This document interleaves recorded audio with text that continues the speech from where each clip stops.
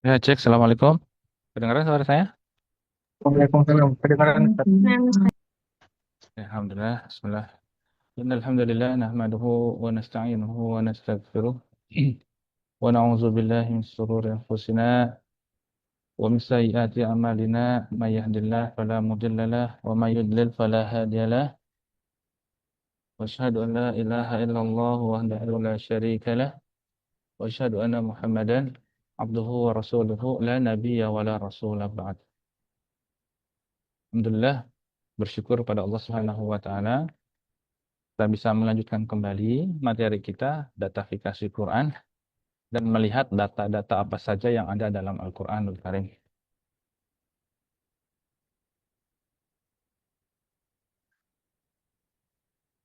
Saya izin share screen. Sudah direkam ini? Sudah Sudah Ustaz. Ustaz. Ya.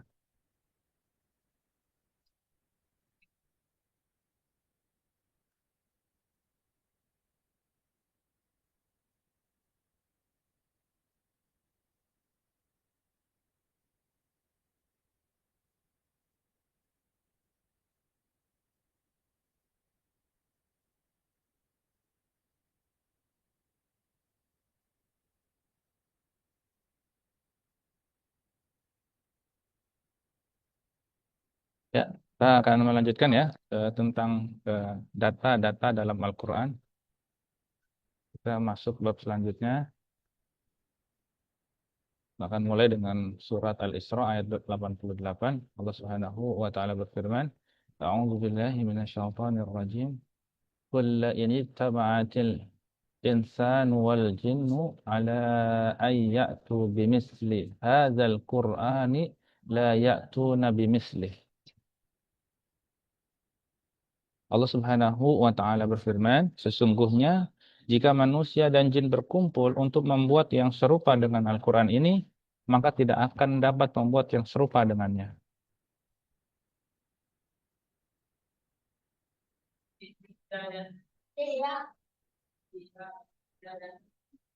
Allah Subhanahu wa taala juga berfirman, "Innahu laqaulun fasl wa ma huwa bil hazl." Ah, sesungguhnya Al-Qur'an itu benar-benar firman yang memisahkan antara yang hak dan yang batil, dan bukanlah ia senda gurau. Kita akan melihat bagaimana banyak sekali data-data yang bisa kita ambil dalam Al-Qur'an untuk kemudian dikembangkan terus-menerus. Bahwa Al-Quran ini bukanlah kitab buatan manusia. Ini adalah kitab buatan Allah Subhanahu wa taala. Dan ditantang tuh sama Al-Quran. Seandainya kita disatukan tuh. Manusia jumlahnya 4 miliar ya. 5 miliar. Jin jumlahnya nggak terhitung. Berkumpul menjadi satu, saling bahu-membahu, ya, maka tidak akan bisa membuat yang serupa dengan Al-Quran. Kulla ini tama'anil كل إن اجتمعت الإنسان والجن على أن يأتوا بمثل هذا القرآن لا يأتون بمثله. Sesungguhnya jika manusia dan jin berkumpul untuk membuat yang serupa dengan Al-Quran ini, maka mereka tidak akan dapat membuat yang serupa dengannya. Kita mulai dari huruf muqatta'ah misalnya. Ya, huruf-huruf muqatta'ah ya. Alif lam mim tha yasin kaf ha ya ain sad. Ya, itu atau huruf-huruf mutasyabihat yang sampai hari ini ya banyak sekali orang yang coba menafsirkannya. Apa sih maknanya ya? Ada yang mengatakan bahwa Toha itu adalah nama Nabi Muhammad Shallallahu Alaihi Wasallam, dan sampai sebenarnya Nabi Muhammad Shallallahu Alaihi Wasallam pun tidak membuat tafsirannya untuk ayat muqatta'ah tersebut. Ya, makanya disebut dengan ayat mutasyabihat. Ayat yang hari ini kita dicukupkan dengan lafaznya saja. Ya, kita hanya dicukupkan dengan lafaznya saja. Ya, nanti kemudian akan ditampakkan semua hijab-hijab keagungan Al-Quran. Yang dahulu kita bertanya-tanya, ini apa arti alif lam mim? Kita dicukupkan dengan nikmat membacanya nih. Ya, ketika mengucapkan. Ya. Alif lam mim kita dicukupkan dengan lafaznya. Tapi ternyata kalau dari lafaz dan teksnya saja itu kita bisa analisis, ya, bahwa eh, huruf-huruf ini, ya, huruf-huruf ini tidak memiliki arti langsung, tapi menjadi tanda kemukjizatan bahasa Al-Quran. Ya, para ulama menafsirkan bahwa huruf-huruf ini adalah tantangan Allah kepada manusia. Alif lam mim. Dzalikal kitabu la raiba fih. Hudal lil muttaqin. Alif lam mim, kitab Al-Quran maksudnya. Ini enggak ada keraguan padanya. Ini petunjuk bagi mereka yang bertakwa. Enggak ada keraguan-raguan. Orang masih bertanya-tanya tuh tentang apa ini alif lam mim nih. Terkaget-kaget. Di ayat selanjutnya ditantang lagi itu. Enggak ada. Ya Allah kasih jaminan. Enggak ada keraguan dalam Al-Quran itu. Zalikal kitabu la raiba fihi. Enggak ada keraguan padanya. Nah, ini adalah tantangan linguistik, ya. Karena Allah menurunkan Al-Quran dari huruf yang sama dengan huruf yang orang Arab baca. Tapi ternyata orang Arab nggak mampu membacanya ini. Alif lam mim, apa maksudnya? Baru mendengar ini. Ya, ya benarlah di surat Al-Jin itu kan. Qul uhiya ilayya annahu istama'a nafarum minal jinni faqalu inna sami'na Qur'anan ajaba. Ini Quran ajaib nih. Bangsa jin itu kan umurnya bisa ratusan tahun ya. Panjang-panjang umur mereka kan. Bahasa bahasa mereka ya dengan Arabnya itu ya udah ngelotok banget ya. Ketika mendengarkan Al-Quran mereka apa? Qur'anan ajaba. Quran ini ajaib nih. Ini dalam Al-Baqarah ayat pertama saja langsung dikasih semacam mukjizat bahasa. Alif lam mim. Gak pernah mereka menemukan dalam lembaran apapun, dalam mushaf apapun, teks-teks syair mereka nggak pernah mulai ini dengan alif lam mim seperti ini nggak pernah. Mereka mengetahui huruf alif, mereka mengetahui huruf lam, mereka mengetahui huruf mim, mereka mengetahui. Disambung jadi satu. Ini istilah yang masya Allah. Ya, udah bang. Oh ya. Nah, ini huruf menjadi tantangan linguistik ya. Oke, itu baru dari huruf muqatta'ah ya. Kita coba melihat misalnya dari pasangan kata sekarang ya. Pasangan kata dalam Al-Qur'an.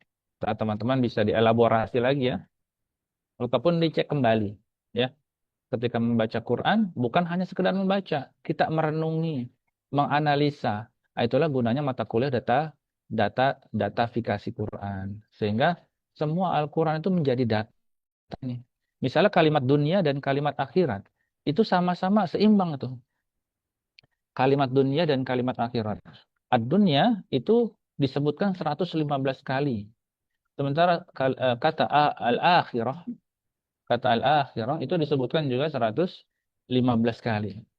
Betapa Allah menunjukkan keseimbangan antara yang dunia dan akhirat. Ya, yang enggak selalu saja kamu di masjid terus ya kan? Kapan kerjanya? Kapan ibadahnya? Kapan fantasyiru fil artnya kapan? Bertebaran di muka bumi itu kapan? Kapan untuk berkembang biak?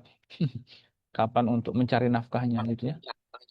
Kapan untuk ya semua seimbang. Makanya kalimat ad-dunya wal akhirah, dunia dan akhirat itu sama-sama disebutkan 115 kali dalam Al-Qur'an dalam masing-masingnya.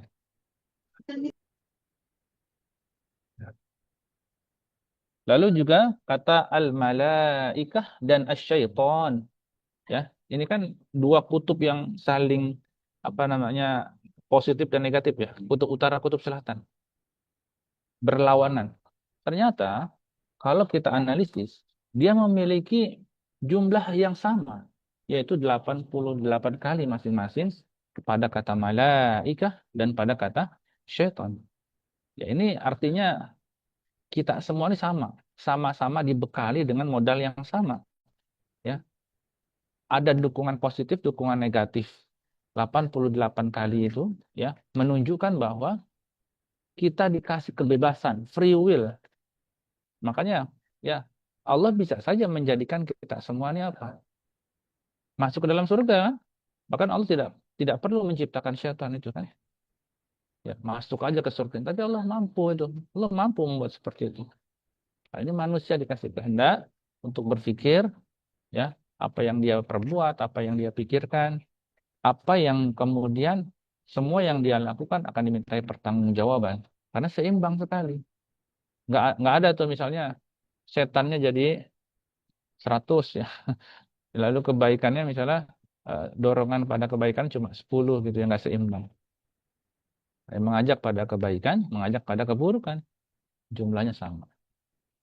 Lalu kalimat al-hayah ya, yaitu kehidupan dan al-maut, kematian, itu juga sama, keseimbangan, at-tawazun, keseimbangan. Punya masing-masing siklus hidup dan mati itu 145. Ya, 145 kali Allah sebutkan dalam Al-Qur'an ya, antara al-hayah dan al-maut.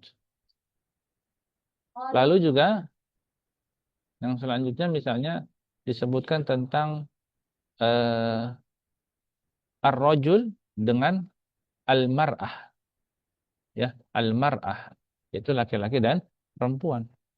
Ya. Itu sama-sama menunjukkan eh, sama-sama menunjukkan jumlah yang seimbang. Nah, kalau yang kemarin kita sudah belajar itu ya data ya. Data yang tidak menunjukkan ranking ya. Ada data nominal, ada data ordinal, ada data rasio. Ini data ordinal. Artinya dia tidak menunjukkan siapa yang paling dominan, ini nggak ada.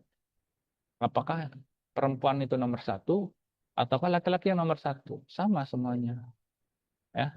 Tidak dibeda-bedakan. Kak, jumlahnya sama itu laki-laki dan perempuan. Al-rajul dan al-mar'ah sama-sama berapa kali dalam Al-Qur'an? Ada 24 kali. Kesetaraan manusia di sisi Allah itu bukan berdasarkan jenis kelaminnya, tapi berdasarkan apa? Ketakwaannya, seberapa takwa dia di sisinya, di sisi Allah Subhanahu wa taala. Nah, lalu kemudian kalimat yaum, al-yaum, hari. Ya, nama saya nih.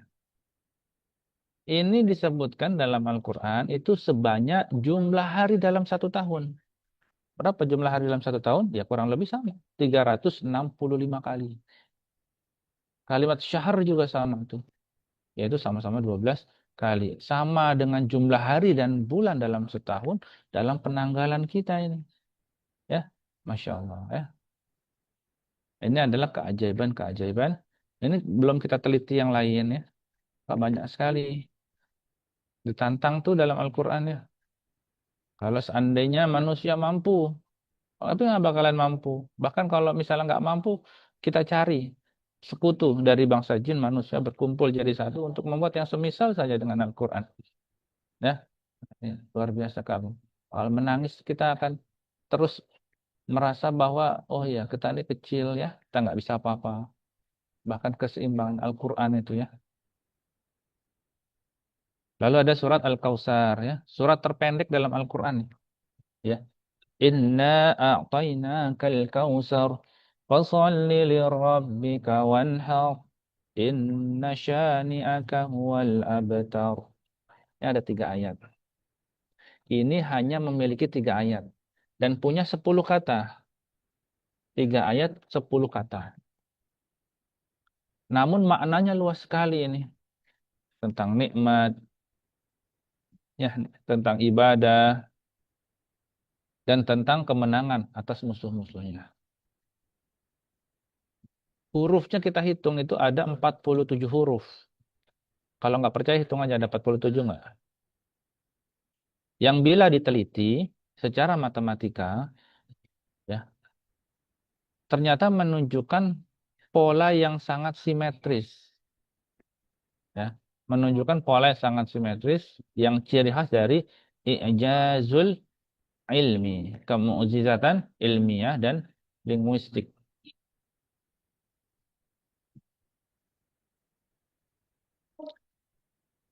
Lalu yang selanjutnya nama Allah. Baik, gedein dulu ya.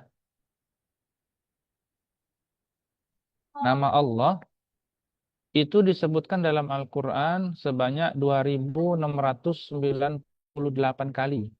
Di seluruh Al-Quran itu disebutkan 2698 kali. Ya. Nah, kalau kita berbicara tentang keajaiban Al-Quran dari segi numerologi, dari segi sains, itu banyak kok orang-orang sekuler tuh yang nggak suka. Banyak. Nanti kita akan sebutkan ya. Orang-orang sekuler yang apa namanya sepanjang hidupnya itu mengkritik ya apa namanya tidak suka bahwa Quran itu adalah kitab sains itu mereka nggak suka. Quran itu adalah sumber segala macam sumber ilmu mereka itu nggak suka.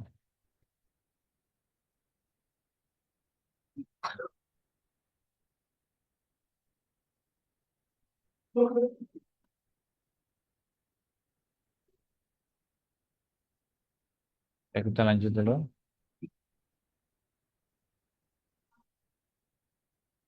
Ya, nama Allah tadi 2698 kali. Selalu muncul dalam konteks kekuasaan, rahmah, dan tauhid. Lalu nama Ar-Rahman ya, itu disebutkan sebanyak 57 kali. Nama Ar-Rahim disebutkan sebanyak 114 kali. Sama seperti jumlah surat dalam Al-Quran. Nah, ini menunjukkan bahwa rahmat Allah itu meliputi apa? Meliputi seluruh isi Al-Quran. Nah, ini sama seperti yang tadi kita di atas ya, bahwa kulla ini tama'atil insu wal jinnu ala an ya'tu bimithli hadzal Qur'an la ya'tuna bimithlihi walau kana ba'duhum li ba'din zahira. Walaupun sebagian mereka tuh menjadi penolong bagi sebagian yang lain, tetap kita nggak akan pernah bisa membuat yang semisal dengan Al-Qur'an. Walau kana ba'duhum li ba'din zahira.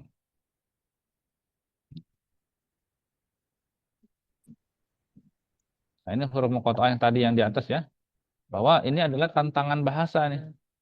Ya, di ayat pertama saja orang akan langsung mingkem, speechless itu. Belum masuk ke ayat-ayat yang lain itu. Ini baru ayat pertama langsung dikasih alif lam mim dah tuh. Apa silakan. Silakan diteliti itu.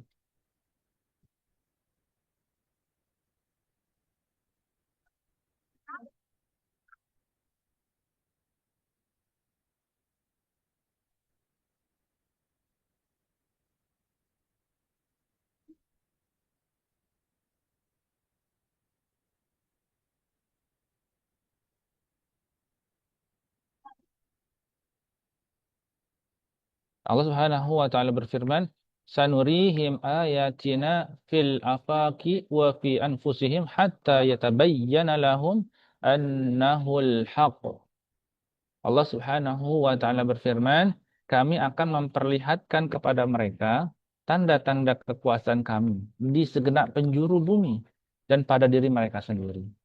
Sehingga jelas bagi mereka bahwa Al-Qur'an itu benar, ya. Al-Qur'an itu benar. Ya, ntar bisa dibaca sendiri ya, ini jumlah huruf Arab dalam bismillah, jumlah surat, ya. Ini semuanya punya kesesuaian. Yang kemudian huruf-huruf Al-Qur'an itu membentuk huruf-huruf matematik, ya.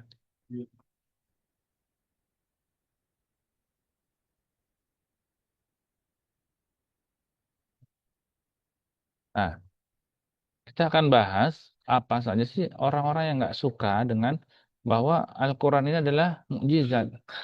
Ternyata banyak orang yang nggak suka bahwa Al-Quran ini adalah mukjizat. Ya, Quran adalah mukjizat itu banyak yang nggak suka. Banyak yang nggak suka. Kenapa banyak yang nggak suka? Ya tadi, ya bahwa misalnya Mauris Bucail, ya. Lalu ada lagi yang nggak suka itu misalnya Zaghur Najjar, ya.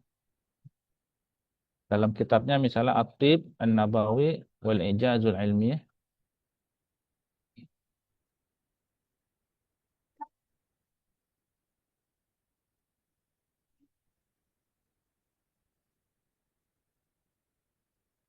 Jadi ada diskursus fenomena ya menurut dia ya bahwa fenomena teologi ilmiah itu ya yang menyebabkan perdebatan di antara para sarjana dan ilmuwan saat ini itu berfokus perdebatannya itu pada hubungan antara Al-Quran dan sains. Ya, setidaknya terdapat tiga kelompok ya yang menginterpretasikan hubungan keduanya. Artinya kelompok yang bahwa Al-Quran adalah sains itu sepakat secara total bahwa Al-Quran adalah sains. Yaitu kelompok yang pertama. Lalu kelompok yang kedua, kelompok yang menolak hubungan antara agama dan sains, Al-Quran dan sains. Nah, Bucailisme, ya tokohnya adalah Bucail, ini sebagai representasi kelompok yang sepakat secara total, yang memiliki pandangan bahwa Al-Quran itu selain berfungsi sebagai pedoman dan sumber moral etis, juga merupakan sumber dari semua fenomena ilmu pengetahuan. Nah, Bucailisme ini.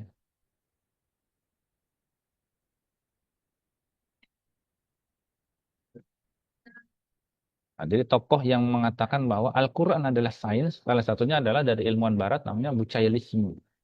Ya, Bucail ya. Dan pahamnya disebut Bucailisme. Jadi hubungan Islam dan modernitas itu telah menjadi wacana klasik yang tidak berkesudahan sebenarnya. Jadi ada tiga ranah tadi ya. Hubungan yang meliputi misalnya esensi versus interpretasi luar. Lalu ada esoteris dan eksoteris. Ada eso dan eksoteris. Ada literal dengan hermeneutik. Nah, nanti kan belajar apa itu hermeneutik ya. Jadi orang-orang barat, sarjana barat, itu menafsirkan Injil, Bible, ya, Taurat itu, mereka dengan ilmu hermeneutik. Mereka nggak punya cabang ilmu tafsir. Mereka menganggap bahwa teks adalah teks. Ya perlu dikritisi karena teks adalah buatan manusia.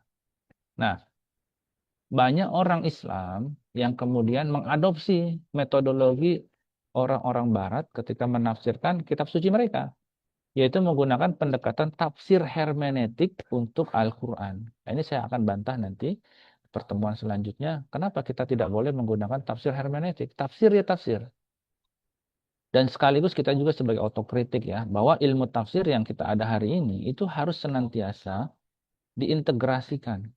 Harus senantiasa dikokohkan kembali sebagai satu cabang ilmu yang benar-benar bisa mengadopsi dan menjawab semua permasalahan teks yang ada. Jadi nggak perlu lagi nanti belajar filologi. Kenapa? Filologi kan membahas tentang manuskrip. Kenapa? Karena tafsir nanti sudah ada cabang filologi tafsirnya. Sehingga jelas landasannya. Ya, hermeneutik yang tafsir, literasi yang tafsir. Sehingga ilmu tafsir itu tidak hanya terbatas pada kitab-kitab tafsir klasik para ulama, tapi terkait juga dengan ya bagaimana kita memahami teks ya, dengan berbagai pendekatan ya yang melibatkan semua kelebihan-kelebihan ya yang ada pada setiap cabang ilmu dan kekurangannya kita buang, yang lebihnya kita ambil.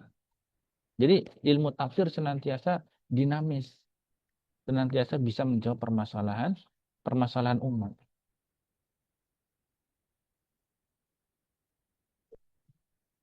Nah, jadi untuk Quran dan sains setidaknya ya itu terdapat tiga kelompok ya. Ya ini kelompok yang sepakat total bahwa Al-Quran itu berisikan sains ya. Lalu yang kedua kelompok yang mengatakan bahwa Al-Quran ini bukan sains. Lalu yang ketiga adalah bahwa ada juga yang bersepakat sebagian adalah kitab sains, sebagian adalah bukan kitab sains. Nah, itu ada tiga kelompok ya.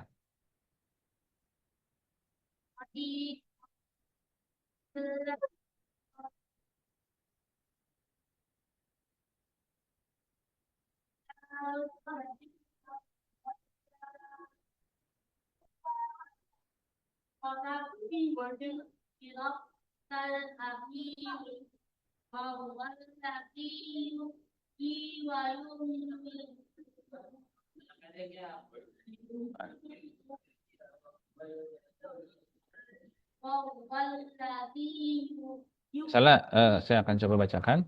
Ada beberapa profesor yang masuk Islam justru karena Al-Quran adalah sains tadi. Misalnya Profesor Dr. Maurice Bucaille, ya, tadi kita sebutkan.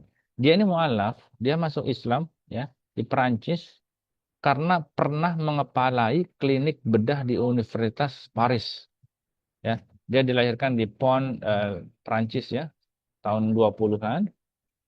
Saat itu pemerintah Perancis itu menawari bantuan kepada pemerintah Mesir untuk meneliti tentang mumi Fir'aun, ya, mumi Fir'aun. Jadi Bucaille ini, Profesor Bucaille inilah yang kemudian menjadi ketua tim, ya, memimpin ahli bedah. Tapi yang dibedah ini bukan orang, mumi, ya, orang juga dulunya, ya, tapi sudah tidak lagi menjadi orang, jadi batu itu, ya. Nah, ternyata hasil akhir yang ia peroleh itu sangat mengejutkan itu, ya. Sisa-sisa garam yang melekat eh, yang melekat pada tubuh sang mumi itu ternyata, jadi di dalam mumi itu eh, ada sisa-sisa garam. Ini bukti bahwa Fir'aun itu mati karena tenggelam, ya kan? Ya, di Quran kan dijelaskan bahwa Fir'aun itu mengejar Nabi Musa, kan? Kemudian pasukannya dan Fir'aun itu tenggelam di laut mati itu, kan? Nah, maka Profesor Bucaille tadi itu kemudian melihat, merasakan sendiri bahwa terdapat garam itu di jasadnya Fir'aun yang kemudian membuat dia masuk Islam. Lah kemudian dia menyisakan pertanyaan, bagaimana jasad tersebut bisa terjaga? Ya,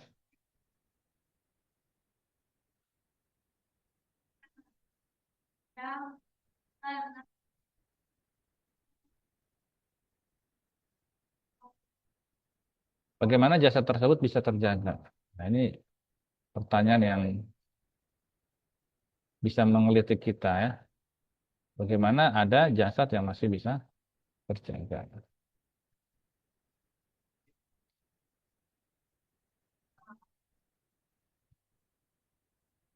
Lalu yang kedua,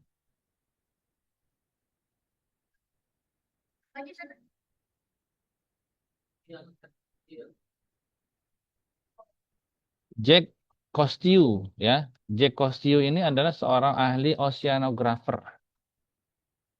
oceanographer, ya,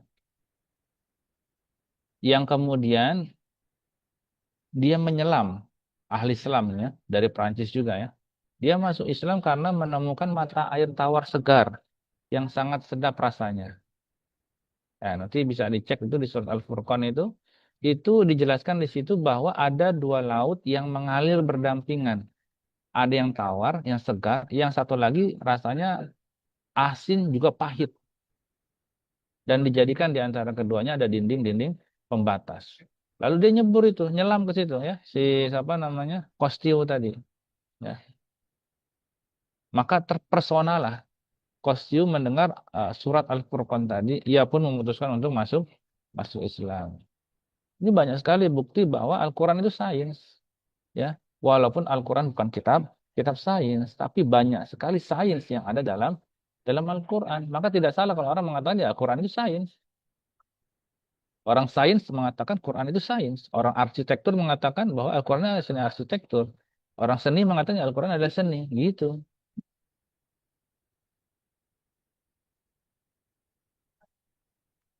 Lalu ada misalnya Tegatat Tejasen ini, yang dari Thailand. Dia ahli, ya, Tegatat Tejasen ini adalah ahli anatomi. Dia masuk Islam, ya, dalam penelitiannya meneliti tentang dermatologi dalam tinjauan anatomi, ya, bahwa dia sudah meneliti bahwa lapisan kulit itu terdiri dari tiga lapisan. Lapisan epidermis, ya, lalu lapisan dermis, lalu yang paling bawah lapisan cutis, ya. Maka pada lapisan terakhir inilah terdapat ujung-ujung pembuluh darah dan saraf. Ujung-ujung pembuluh darah dan saraf. Ternyata saat luka bakar, ketika luka bakar, ya, luka bakar yang terlalu dalam bisa mematikan saraf yang mengatur sensasi tadi. Sensasi itu maksudnya rasa sakit tadi. Saat luka bakar terjadi hingga lapisan terakhir ini, maka orang tersebut tidak akan merasakan nyeri lagi. Karena apa? Karena sudah tidak berfungsinya ujung saraf tadi. Jadi ada ujung saraf yang namanya cut-cutis tadi kan ada 3 lapisan. Kalau lapisan tadi sudah rusak, maka sebenarnya orang sudah tidak lagi merasakan rasa sakit tadi. Ya, termasuk ketika orang luka bakar tadi. Nah, ternyata penelitian ini sudah ada dalam Al-Quran di surat An-Nisa ayat 56, yang artinya Allah akan memasukkan orang-orang kafir ke dalam neraka dan mengganti kulit mereka yang baru setiap kali kulit itu habis terbakar. Ya kan? Ternyata tuh tadi disebutkan bahwa kulit itulah yang menyebabkan mereka itu merasakan sakit. Makanya kenapa di situ dalam Al-Quran dikatakan Allah akan mengganti kulit mereka setiap kali kulit mereka itu habis terbakar. Habis terbakar ya. Nah, si profesor dari Thailand tadi, Tegatat Tejasen ya. Tegatat Tejasen. Kemudian memutuskan untuk menjadi mu'alaf. Mengucapkan 2 kalimat syahadat. Ya, ini eh, hari bersejarah untuk orang-orang di Thailand ya. Nah, karena apa? Karena dia mengucapkan kalimat syahadat itu saat konferensi, Pak. Di hadapan peserta konferensi itu. Memberitahukan halayak umum bahwa ia sudah masuk masuk Islam.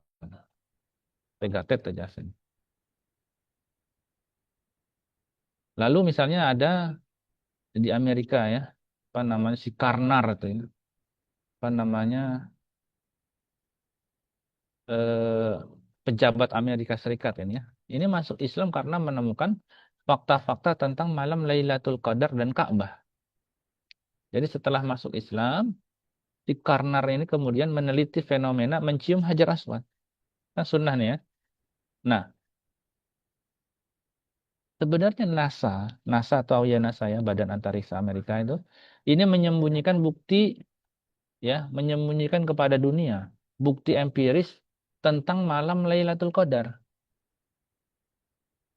Nah, ini juga dia menyayangkan juga ya, kenapa para miliuner di Arab Saudi, di Qatar, pokoknya jutawan-jutawan itu, kenapa mereka nggak perhatian dengan masalah antariksa seperti itu, sehingga kemudian bisa melihat itu dari luar angkasa, penampakan yang terjadi saat malam Lailatul Qadar.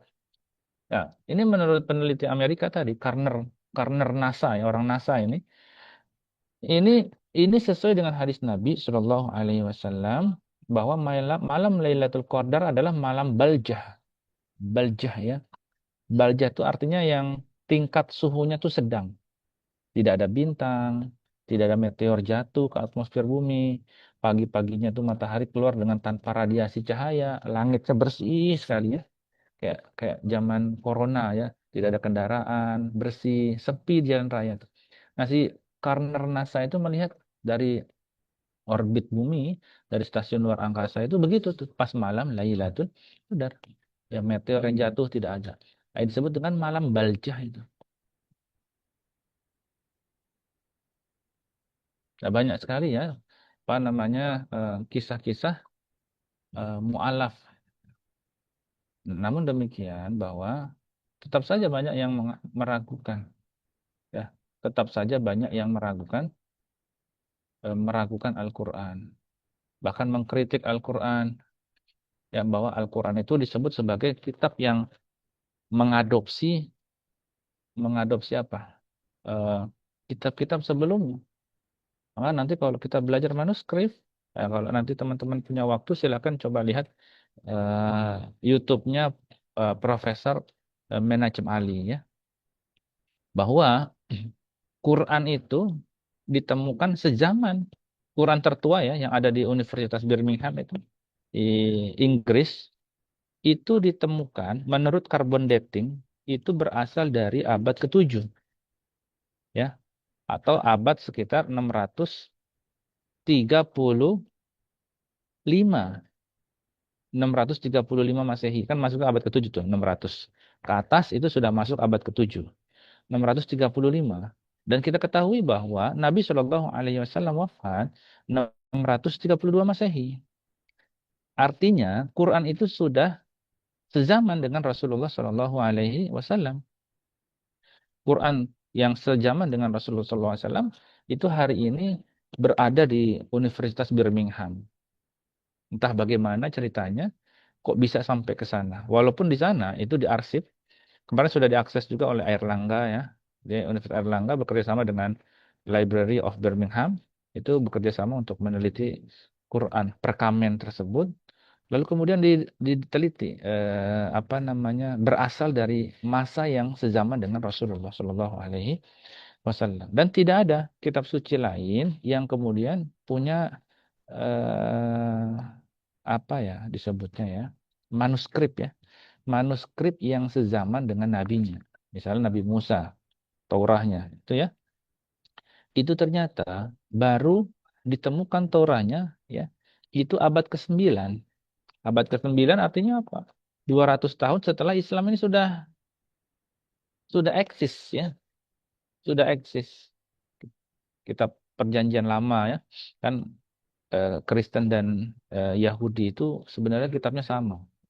Yahudi disebut Perjanjian Lama, ya Kristen disebutnya Perjanjian Baru. Ya, orang Yahudi sebenarnya berantem sama orang Kristen karena orang Yahudi nggak percaya bahwa Tuhan itu Nabi Isa. Sementara orang Kristen percaya bahwa Isa itu diangkat sebagai anak Tuhan. Nah, mereka sebenarnya saling berantem. Entah mengapa hari ini kok mereka kayak bersaudara, Islam itu musuhnya. Padahal kalau kita lihat, ya Yahudi itu nggak menjadikan Isa sebagai Tuhan, enggak. Hanya saja orang Yahudi itu dalam Al-Quran dikatakan seperti apa? Kalhimar itu ya, seperti keledai, ya yang punya banyak ilmu, tapi nggak kuat menahan banyak ilmu itu, gepeng dia. Atau orang-orang Yahudi. Nah ini banyak sekali orientalis yang kemudian berbondong-bondong mengkritik, ditantang sama Al-Quran, ya ternyata nggak bisa juga.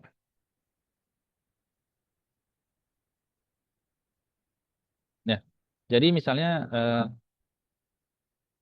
Thomas Wright itu mencatat bahwa konflik pertama Arab Kristen adalah sejak Raja Abraha menyerang Ka'bah, lalu kalah.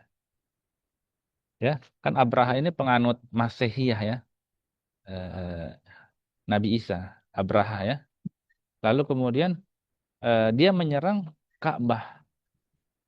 Jadi menurut Thomas Wright mencatat bahwa konflik pertama Arab dengan Kristen itu adalah tragedi Abraha tadi, zaman Nabi Shallallahu Alaihi Wasallam lahir tadi. Dia menyerang Ka'bah, lalu kemudian kalah. Padahal pasukan yang membersamai Abraha itu adalah pasukan terhebat saat itu, ya, pasukan bergajah. Gajah itu simbol apa ya, super power. Nggak banyak negara yang bisa menjadikan eh, tank panser gajah itu menjadi bala tentaranya. Itu susah sekali, belum melatihnya, belum logistiknya dari Yaman ke Mekah itu ya, apa namanya butuh berbulan-bulan itu.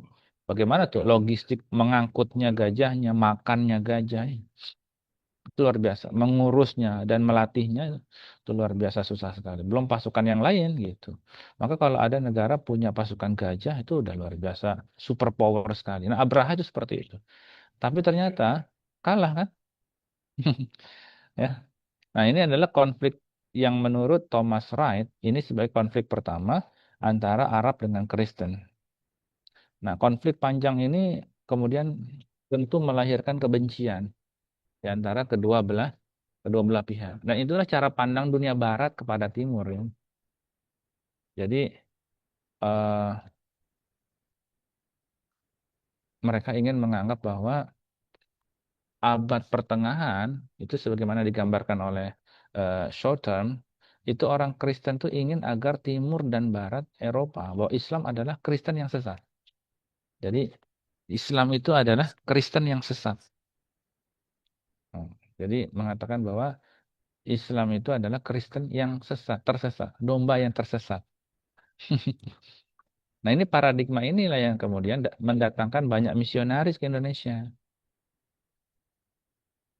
Malah lebih parah lagi mengatakan bahwa Nabi Muhammad SAW adalah penyebar wahyu palsu dan penipu.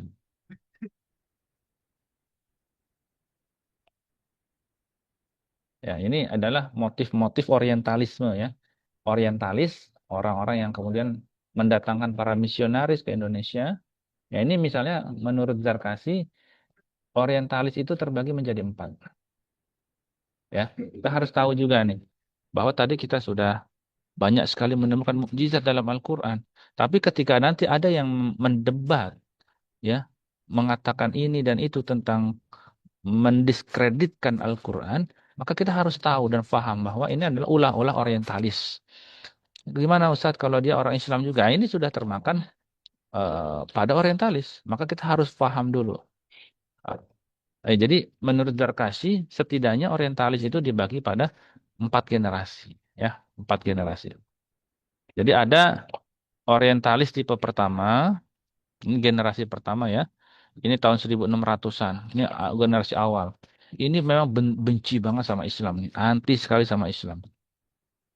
Lalu ada orientalisme generasi kedua.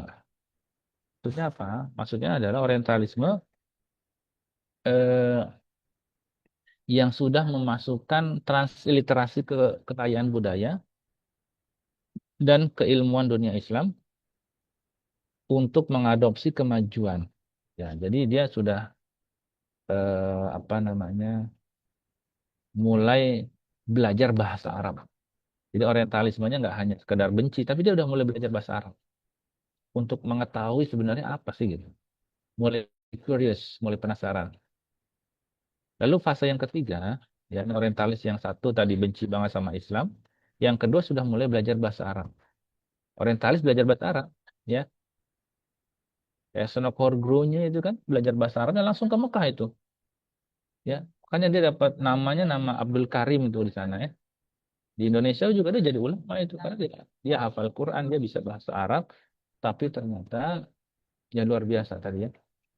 Apa namanya Aceh itu nggak bisa diserang bertahun-tahun, dijajah berabad-abad ya. Tapi ya kalau dimasukin lewat infiltrasi, dipecah belah situ, politik pecah bambu namanya, divide et impera, nah, itu mudah sekali akhirnya konflik internal. Nah, jadi paham bahwa Islam itu memang susah tuh kalau diserang. Tapi kalau konflik internal, Pak, Senokor Guru-nya itu belajar ke Mekah hanya khusus mencari tahu di mana sih letak kelemahan orang Islam. Sampai akhirnya Aceh kemudian yang berabad-abad tidak pernah bisa ditaklukkan, ya, sampai akhirnya bisa ditaklukkan. Disandra juga ya tokoh-tokohnya. Lalu ada fase yang ketiga. Ini sudah masuk menjadi fase intelektual tadi ya. Orientalisnya sudah mulai ngerti, sudah mulai bisa bahasa Arab, bahkan bisa baca Quran. Bahkan sudah ada yang namanya asosiasi-asosiasi eh, komunitas yang tadi khusus di Paris misalnya Society Asiatic of Paris. Di Paris juga ada Royal Asiatic Society of Great Britain and Ireland ya. Ada American Oriental Society. Jadi orientalis sudah punya komunitas-komunitas supaya lebih masif lagi menyebarkan apa namanya kekristenan mereka. Lalu yang terakhir adalah ya fase yang terakhir dari orientalis yaitu adalah fase keempat. Ya, orientalisme itu kemudian sudah berubah dari gerakan keilmuan yang kasar menjadi gerakan keilmuan yang akademisi. Mereka membuat buku-buku tandingan. Ya, di Jerman itu saat Perang Dunia Kedua, ya saya lupa ya antara kedua atau pertama ya, itu ada penerbit ya, yang khusus ingin menciptakan tandingan dari Al-Quran. Belum sempat selesai 30 juz, tiba-tiba kena bom perang. Nazi kan perang ya, Hitler itu. Ya. Adolf Hitler kemudian berperang dengan seluruh negara. Terakhir dia dengan Soviet, ya, dibom oleh Soviet, termasuk penerbit ya. percetakan yang tadi ingin membuat tandingan Al-Quran tadi. Tapi mereka sudah mulai ke arah yang namanya intelektual tadi. Karena kan memang tradisi keilmuan Islam itu intelektual sekali kan.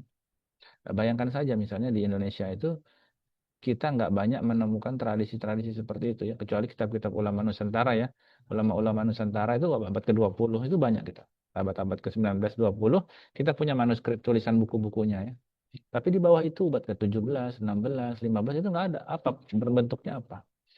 Ya berbentuknya stupa, berbentuknya arca atau prasasti yang ditulis di atas batu itu abad ke-15 ya. Bandingkan bahwa misalnya di Timur Tengah ya, budaya-budaya Islam itu abad ke-10, abad ke-11 saja sudah mengenal papirus, tulisan ya. Artinya jauh sekali gapnya itu antara di Nusantara dengan eh, tradisi keilmuan yang ada di Timur Tengah tadi ya. Jadi kalau zaman-zaman keemasan dari eh, Baghdad gitu ya, yang kemudian diserang oleh Mongol, perpustakaan-perpustakaan besar Baghdad itu kemudian dijadikan jembatan, ya, dibakar semua buku-bukunya, lalu sisa-sisanya dijadikan jembatan untuk menyeberangi Sungai Tigris itu yang ada di Baghdad. Jadi banyak sekali sebenarnya manifestasi dari eh, keilmuan Muslim itu yang hancur dan dihancurkan. Walaupun hikmahnya juga banyak ya. Mongol itu nyerang Islam ya nggak lama mereka yang malah kemudian jadi Islam. Kalau kita lihat misalnya ada Marga Khan, ya itu kan dulunya itu kan keturunan Genghis Khan itu, ya. Kubilai Khan itu yang nyerang Baghdad, yang khalifah Baghdadnya sampai digulung-gulung di atas sejadah yang diinjak-injak sama kuda tadi ya. Ya, tadi nah,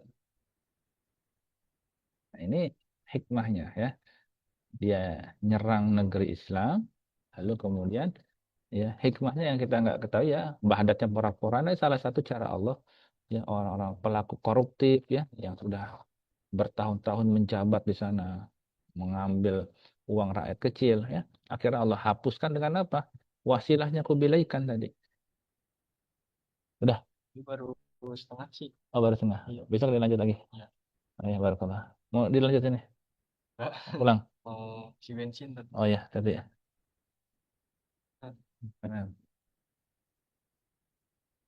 gitu ya. Dan bahkan mengatakan bahwa Nabi Muhammad SAW itu penipu. Nah, ini biasa saja ya. Karena berarti dia itu ciri orientalis tipe pertama. Nah, yang kita komentari hari ini adalah orientalis tipe keempat tadi, ya. Orientalis yang apa namanya? Orientalis yang kemudian membuat buku, menyebarkan propaganda lewat akademisi, presentasi ataupun lewat apa namanya? Seminar ya. Walaupun nggak sedikit dari mereka yang kemudian ketika seminar masuk Islam, ya. Ya, tadi profesor di Thailand tadi itu ternyata masuk Islam ketika mengadakan konferensi bahwa ada lapisan kulit-kulit itu, epidermis, dermis, cucatis itu, yang kemudian inilah yang bertanggung jawab atas rasa sakit. Kalau kita punya rasa sakit, itu ternyata penanggung jawabnya kulit. Dulu nggak ada itu eh, apa namanya eh, bukti bahwa kulit ya setelah ditemukan oleh Tegatat Tejasen tadi ya, oh temukan bahwa yang bertanggung jawab atas rasa sakit yaitu adalah kulit. Ini cocok dengan surat An-Nisa ayat 56. Allah akan memasukkan orang kafir ke dalam neraka dan mengganti kulit mereka yang baru setiap kali kulit itu habis terbakar.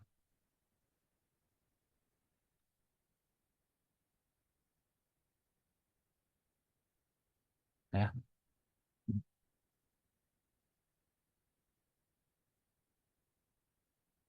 Nah, maka yang kita kritisi, yang kita harus persiapkan dalam mata kuliah data aplikasi Quran ini apa? Ya data itu sendiri, metodologi dan studi orientalisme tadi. Kenapa? Karena orientalisme tipe terakhir ini mereka menekankan pada analisis teks. Nah, mereka menekankan pada analisis teks dengan pendekatan apa? Historis, linguistik, filologi. Nah, itu pakar filologi yang kemudian mu'alaf itu. Jadi Prof. Menachem Ali itu sebenarnya adalah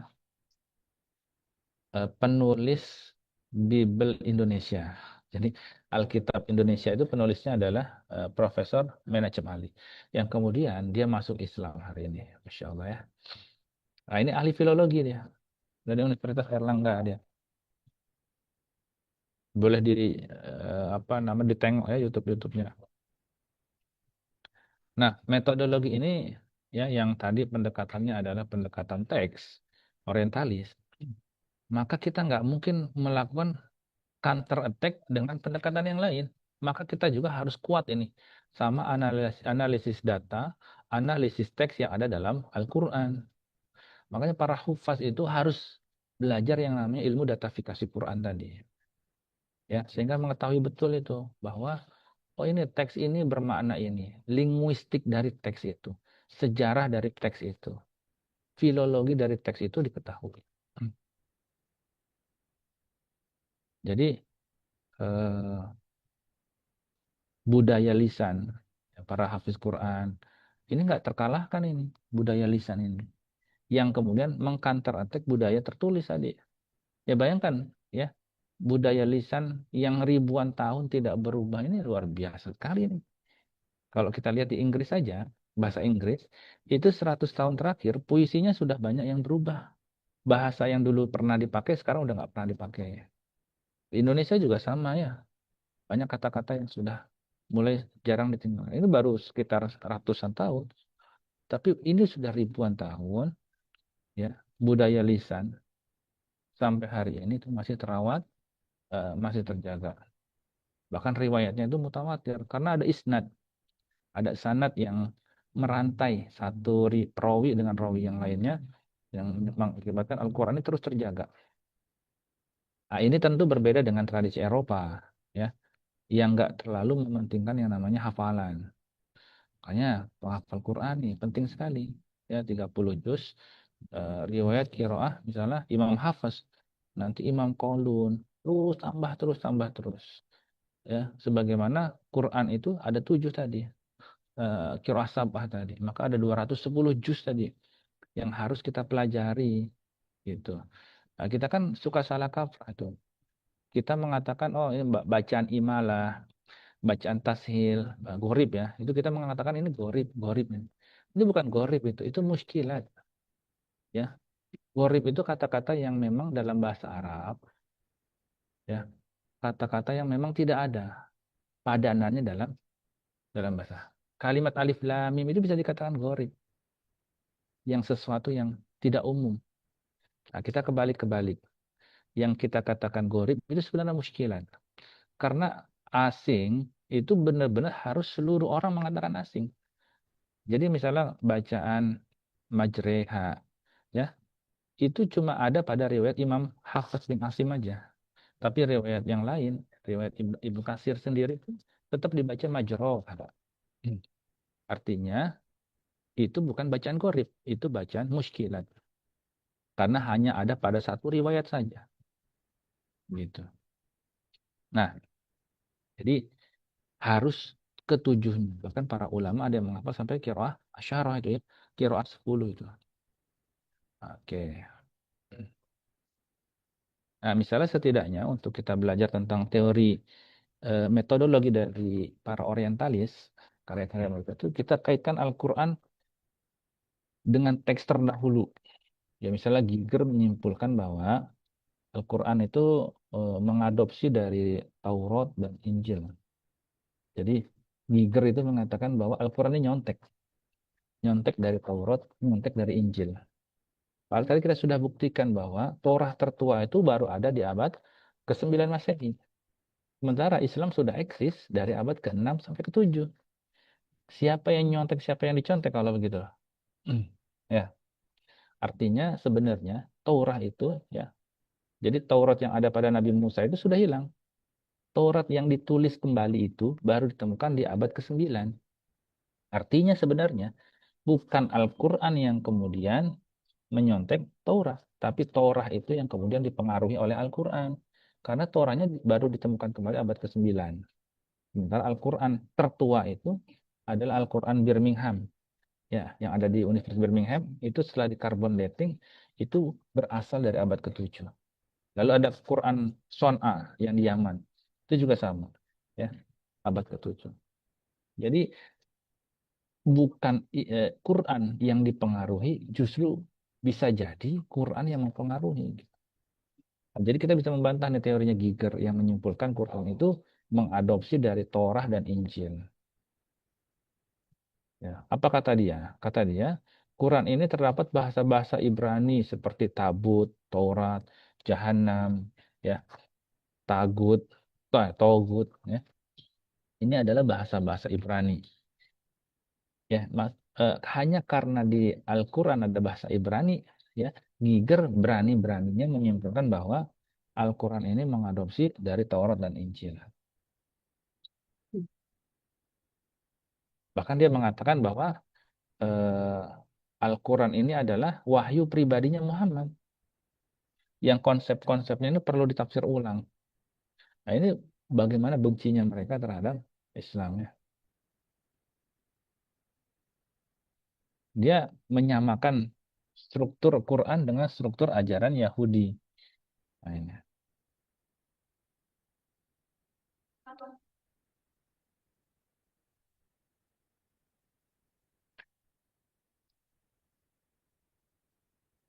Jadi yang nggak dimiliki sama mereka adalah apa? Tradisi menghafal Quran tadi. Makanya kita punya kelebihan, ya. Tidak ada satupun, ya, rohaniawan, pastor dari Yahudi, pastor dari, ya, apalagi Injil, ya, Injil kita Perjanjian Baru itu ada 7 kitabnya tuh. Jadi setiap muridnya Nabi Isa, ya, Yohanes, Paulus, Mart, Matius itu, ya, itu punya kitab Injilnya masing-masing, ya. Dan semuanya berbeda gaya penulisan. Bahkan surat surat menyurat antara eh, eh, Paus, ya, Paus pertama dengan eh, penulis itu ada di situ.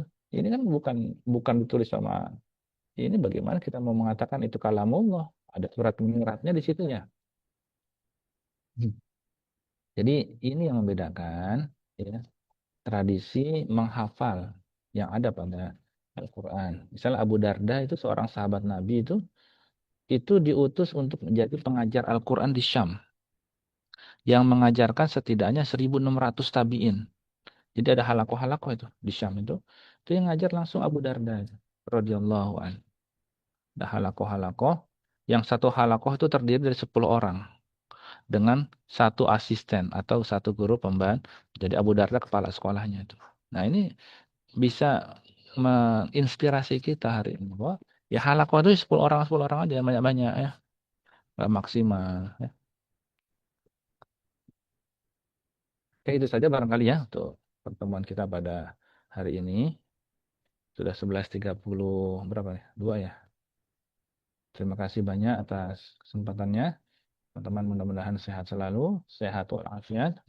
Ya, Allah kasih perlindungan dan Allah kasih kemudahan dalam terus-menerus belajar Al-Qur'annya.